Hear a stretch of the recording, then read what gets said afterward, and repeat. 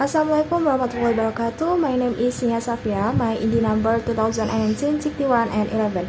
And I'm from TBI3. In this video, I will tell you about contribution for scholar in chapter 3 Jeremy's Monday's book. The equivalent of translation is a very important concept of translation theory. This is one of the main tenets of Western translation theory. This concept of equivalent is used to distinguish the difference between free translation and Western translation. Roman Jacobson was the first to use this concept in his work, and it was published in 1959. Later, many scholars use this term in their work.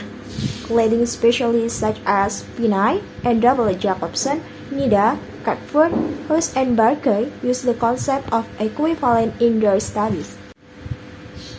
The first is Roman Jacobson. Roman Jacobson made a valuable contribution to the development of translation theory. He introduced the concept of equality in difference, which was of great importance for the further development of translation theory. Raymond Jacobson also distinguished three types of translation, including intralingual, related to one language, interlingual, related to two languages, and the last, intersemiotic, related to the same system. According to Jacobson, anything can be translated except poetry because the volume is so mixed up with this meaning. Jacobson relies on a semiotic approach in which the translator must extract the message for the source language, then choose the right way to convey it to the target language. And the second is Nida and Tiber. Nida and Tiber distinguish two types of equivalent, namely formal equivalent and dynamic equivalent.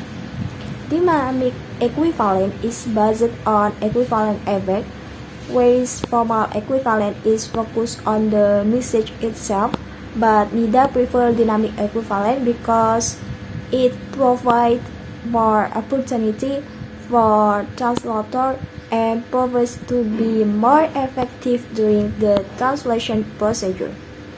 Nida's concept is very important because it brings the concept of audience, so for him to train translator to translate the Bible into the different language, including African and South American language, which often do not have a well-developed written form. And number 3 is Catford. Catford is another scholar who India first to study translation theory. The Catford approach is based on a linguistic approach. Catford extended the theory of translation and added new criteria such as translation rate, grammar, writing, and language level involved in translation.